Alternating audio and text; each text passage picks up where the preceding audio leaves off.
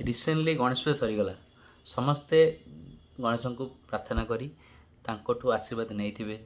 जमीती निजर फ्यूचर पे जो मैंने पाठ पढ़ुं ब्राइट फ्यूचर पे प्रेयर करते समस्ते पूजा ठीक ठाक करते पर एबे गणेश पूजा मत लगुच जमीती गोटे आम निजर पर्सनाल एंटरटेनमेंट निजर पर्सनाल खुशी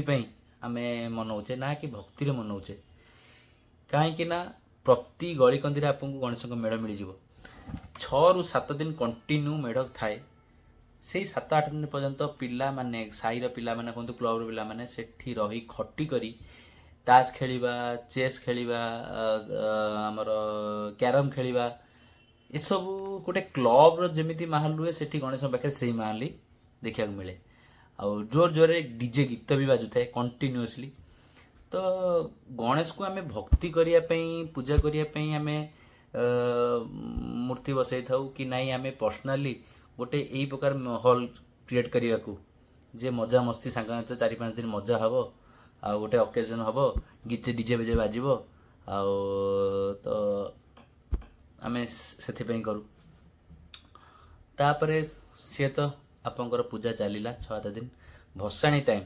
कौटी 5 दिन रखती कौटी 7 दिन रखती कौटी 11 दिन रखती लास्ट काली मु घर फेरला लास्ट गोटे भसाणी जाऊला राति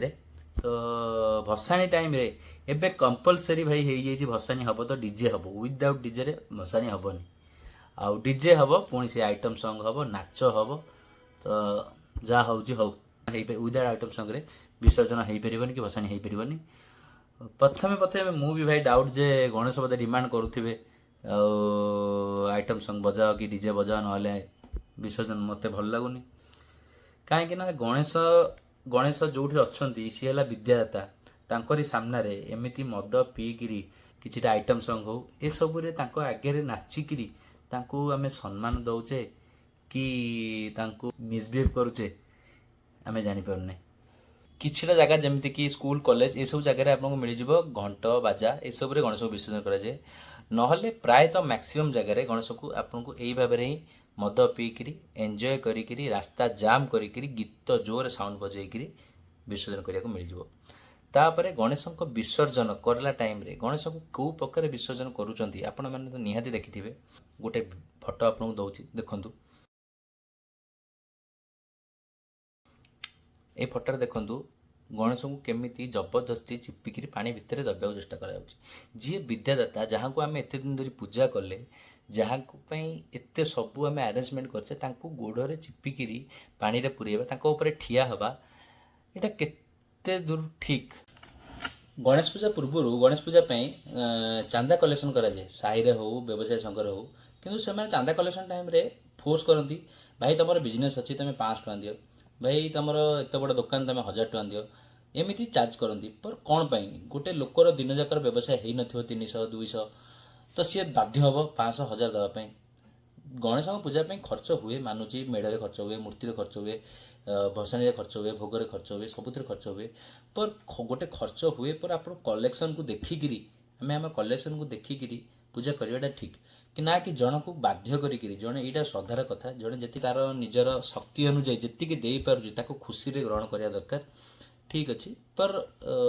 जन को बाध्य करी पैसा नहीं पूजा करवा ये सब ठीक ठीक नुह आ रहा मूर्ति कथा आम शिव ठाकुर को देखिले शिवंकर जानीचे त्रिशूल अच्छी बेकर साप थी हाथ में डंबुर थी सेमती विष्णु भगवान हाथ में चक्र थी शेषनाग उपर शोथे पाखे माँ लक्ष्मी थे एमती देखिले आम जापर ये है शिव ये है विष्णु सेमती गणेशंकर बाहन मूषा थाए प्रिय खाद्य लड्डू पाखे थाए किंतु एठी मूर्ति कारीगर माने निजर किसी पर्सनाल क्रेडिट पाई मते पर्सनाली लगे निजर पर्सनाल क्रेडिट पाई से माने विभिन्न आकृतिर गणेशर मूर्ति तैयारी करछंती जेमती आम साउथर फिल्म बाहर पुष्पा पुष्पा पुष्पा को रिलेट करी गणेशंकर मूर्ति भी पुष्पा स्टाइल ही करछंती आ गणेशंकर बॉडी बिल्डिंग मूर्ति देखा मिलला तो ये सब करी आम गणेश को उपवास करुचे गणेश को आम जो रूप में जानीचे से रूप में रखाटा बेटर आम नेक्स्ट जनरेशन भी आम यह ही शिखेबा जे गणेशंकर एक्चुअली सात्विक रूपटा गणेशंकर एक्चुअली सात्विक रूप हूँ या से आम चेंज चांज करी